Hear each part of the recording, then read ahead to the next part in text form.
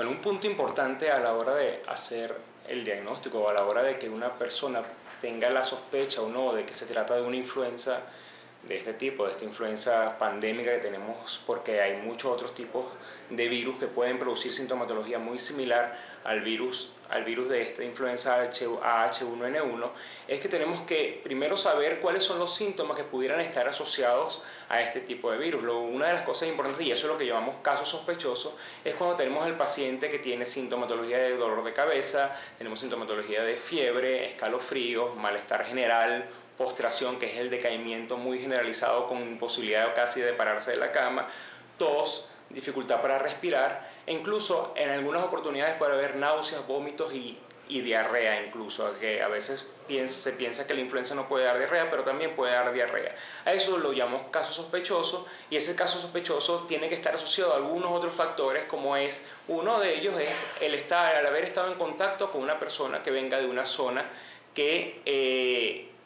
pueda tener influenza, o incluso estar en contacto con personas que tienen los síntomas confirmados y que ha sido confirmado como portador y como infectado por influenza. Sin embargo, eso del contacto con personas que vengan de otros países, o el haber venido a un sitio con influenza, puede progresivamente ir variando, ya que una vez que tenemos casos de influenza en nuestro país, ya podemos tener el virus circulante, y eso va a variar ese criterio de caso sospechoso. Después, cuando hablamos de caso probable, es cuando reunimos algunos criterios para hablar de que sí hay influenza, pero definitivamente el diagnóstico confirmatorio se hace a través de unas pruebas especiales que se hacen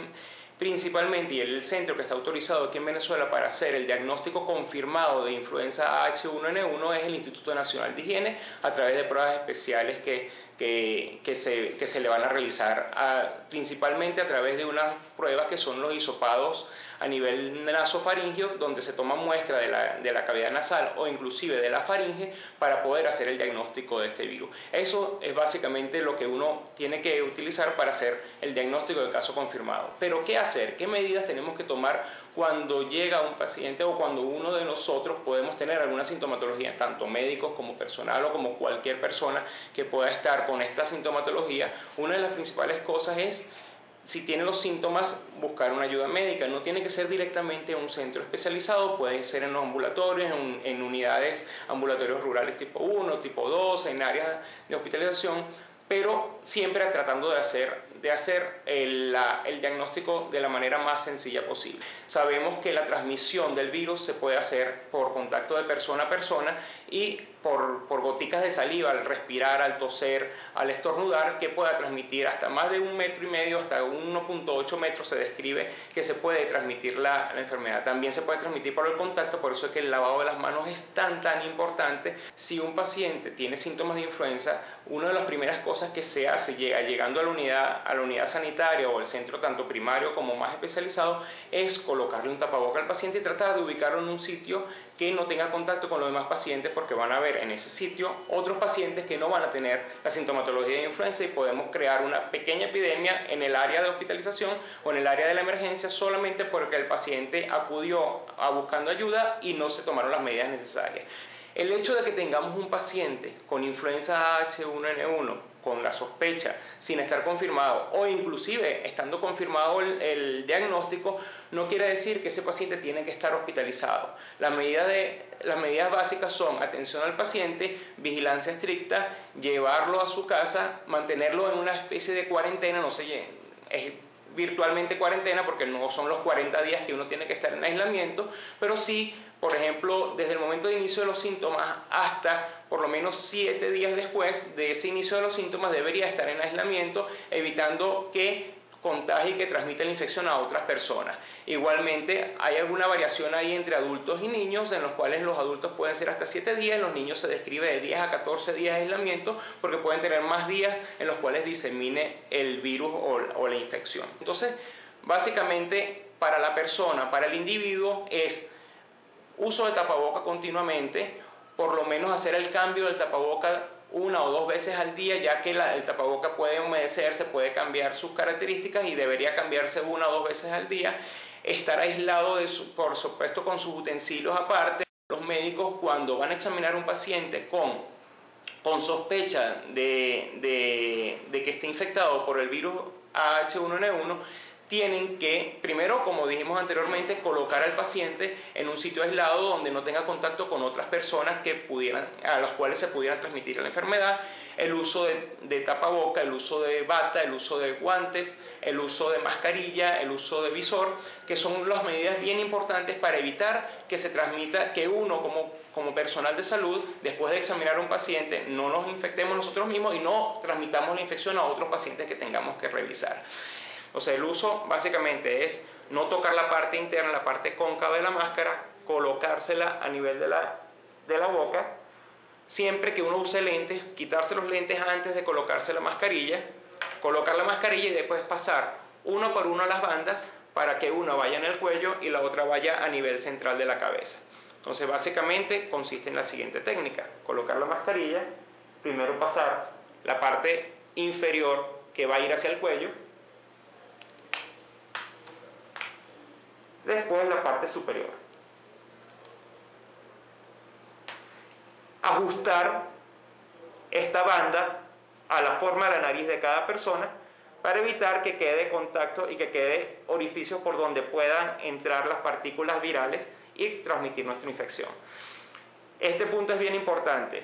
es muy importante, y una vez que uno se coloca la máscara, e inclusive antes de colocarse la máscara, hay que hacer un lavado de por lo menos 15 segundos con agua y jabón de las manos para evitar que este contacto que hubo de las manos con la mascarilla pueda transmitirnos la infección. Una vez que nosotros manipulemos a un paciente, sobre todo los médicos, inclusive los familiares de un paciente que están ayudando a un paciente que se encuentra enfermo, uno tiene primero que todo, si estaba usando guantes, quitarse los guantes, lavarse las manos bien lavadas, si estaba usando gorro, quitar el gorro, quitar la bata, quitar todo lo que tenías adicionalmente y por último, quitar la mascarilla, pero con las manos lavadas, siempre con las manos lavadas y haciendo la misma técnica. Se recomienda no agarrar la mascarilla en la parte anterior porque podemos colonizar la máscara con la cual nos pudiéramos infectar. Entonces la ideal es quitar la máscara simplemente jalando los cordones que están laterales o las ligas que están laterales. Primero quitando la parte de arriba, después quitando la parte de abajo, y si lo podemos guardar así. Nunca, y a la hora de retirarlo tampoco, nunca tocar, a pesar de que nos hayamos lavado las manos, nunca tocar la parte interna de la mascarilla. Lo ideal a la hora de tener una mascarilla que usamos, tratar de no reusarla, pero si no tenemos, porque estamos limitados desde el punto de vista de cantidad de mascarillas, podemos utilizar una bolsa en la cual podemos guardar la mascarilla y podemos utilizarla para una segunda oportunidad. Es importante que nosotros manipulemos, no tosamos sin colocarnos las manos a la boca, toser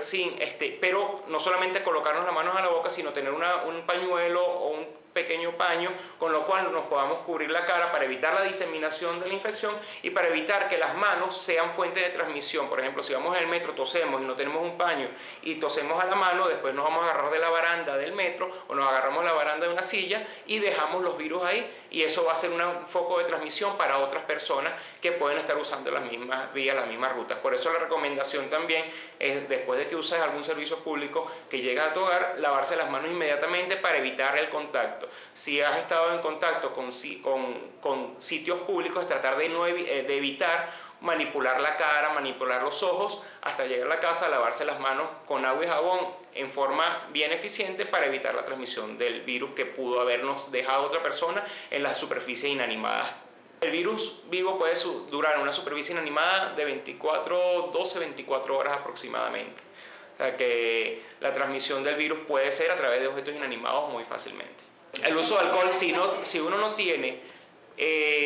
a la mano o en el momento de que pudo haberse infectado o contagiado, o no tiene frecuentemente a la mano un lavamanos y un dispensador de jabón donde uno pueda lavarse las manos eficientemente y efectivamente para evitar la transmisión del virus, uno puede utilizar estas lociones alcoholadas con las cuales se pueden hacer los lavados instantáneos. No tan efectivo como el lavado de las manos, pero nos disminuye bastante la transmisión del virus de persona a persona.